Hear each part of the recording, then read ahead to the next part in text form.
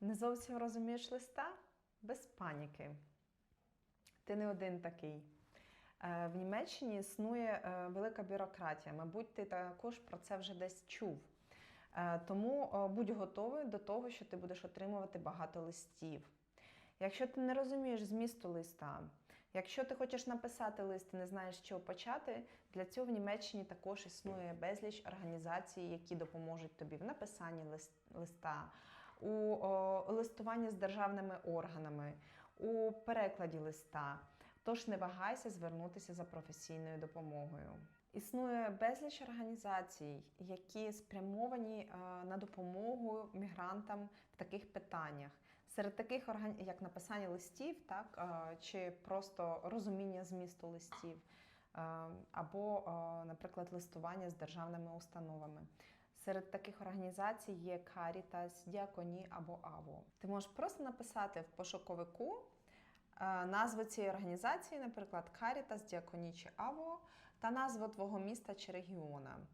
І таким чином ти знайдеш організації, які знаходяться поблизу тебе. Також ти можеш звернутися, наприклад, до своїх знайомих, які вже знають німецьку або давно живуть тут, або до своїх сусідів, щоб вони змогли тобі допомогти в перекладі чи тлумаченні змісту, або написанні листа. Порядок у паперовому хаосі або планування вихідних по-іншому. У Німеччині ти постійно будеш отримувати листи. То щоб не загубитися в них та завжди мати там порядок і знати, що в тебе, що ти вже отримав, а що ще ні, тобі потрібно буде інвестувати в цей час. Тому заплануй собі на вихідних інвестувати, наприклад, 1 годину в сортування листів для того, щоб потім значно полегшити собі життя.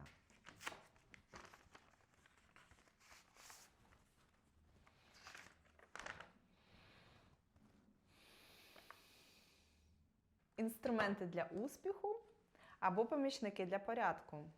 Для того, щоб не загубитися у своїх листах та у папірах, яких буде досить багато за весь час перебування в Німеччині, потрібно придбати собі помічників, такі як, наприклад, розподільники в папочки, в які вже містяться файли, наприклад, для зберігання листів. Також дуже зручно такі контейнери, які можна також потім пронайменувати, написати, наприклад, листи, або джоб-центр, або інше. І сюди складуватись свої листи або папіри, які ви отримали. Стале місце зберігання. Щоб уникнути клопоту пошуку, зберігай всі свої папери в одному місці. Це зекономить тобі час на пошуки та позбавить тебе фрустрації в пошуку своїх листів та інших документів. Структурована організація документів. Це може бути в тебе або файлова система, в якій кожен документ зберігається в окремому файлі. Це допоможе також подовжити срок служби цього документу. Він зберігається в дуже доброму стані. Можна використовувати розподільники. На кожному розподільнику можна писати окремо, що це за листи або що це за документи. Наприклад, важливі документи або документи дитячого садку, школи, або це можуть бути страховки, це може бути авто.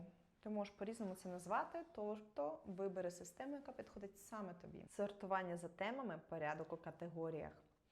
Сортуйте свої документи за темами, щоб потім було краще і зручніше їх знайти. Наприклад, лікарняні, банківські виписки, житло. Це допоможе тобі значно зекономити час та держати порядок в папірах, в документах під контролем. Відокремлюй важливе від неважливого. Не кожен лист чи документ має довго зберігатися. Тому позбався від непотрібних листів.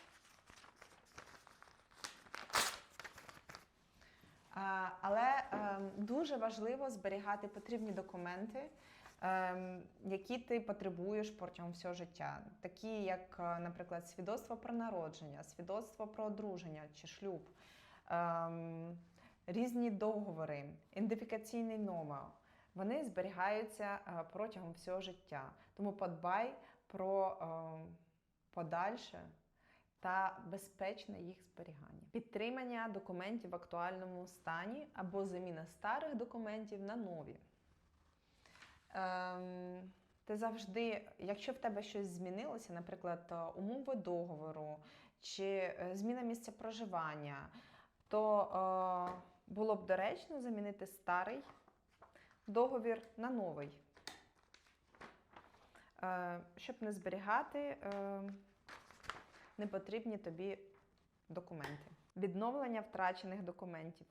Уникай стресу. Втрата будь-яких документів може викликати стрес. Особливо в той момент, коли вони тобі терміново потрібні.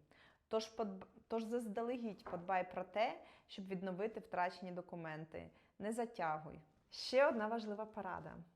Якщо ти не знаєш, які серед твоїх безліч листів та документів є важливими, а які ні, з цим питанням ти також можеш звернутися в Карітас або Діаконію. Не збійся звертатися за порадою, адже через кілька років цих листів буде безліч.